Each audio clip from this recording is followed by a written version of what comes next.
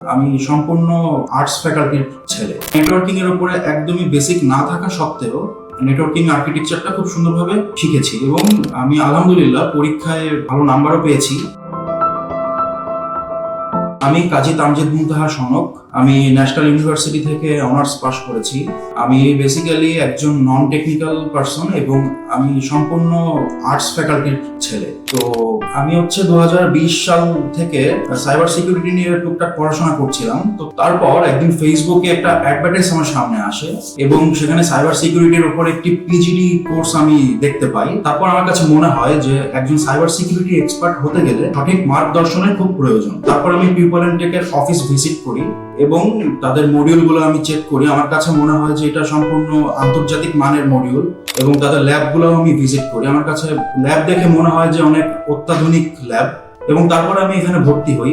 ভর্তি হওয়ার পরে আমি 1-1.5 মাস ক্লাস করি এবং ইতিমধ্যে আমাদের প্রথম মডিউলটা শেষ হয়ে যায়। তো প্রথম মডিউল ছিল আমাদের network architecture, network security architecture.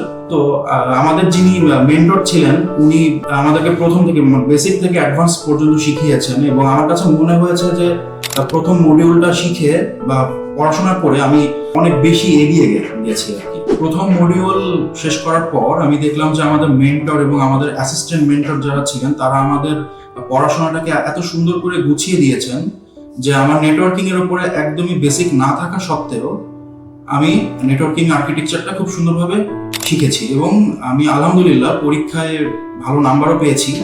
তো পিজিডি সাইবার সিকিউরিটির এই কোর্সটাতে মূলত ওনারা 10টা মডিউল সাজিয়েছে। তো 10টা মডিউলের ভেতরে প্রত্যেকটা মডিউলের আলাদা আলাদা একটি করে মিড টার্ম পরীক্ষা এবং একটি ফাইনাল পরীক্ষা হয়। মিড টার্ম পরীক্ষাতে প্র্যাকটিক্যাল এবং এমসিকিউ, ফাইনাল পরীক্ষাতেও প্র্যাকটিক্যাল এবং এমসিকিউ। তো এই পরীক্ষাটা যত সুন্দর করে সাজানো হয়েছে, পরীক্ষা দেওয়ার পর একজন স্টুডেন্ট তার নিজের স্কিল নিজেই সুন্দর করে যাচাই করতে পারবে এবং তার নিজের অবস্থান সে বুঝতে পারবে।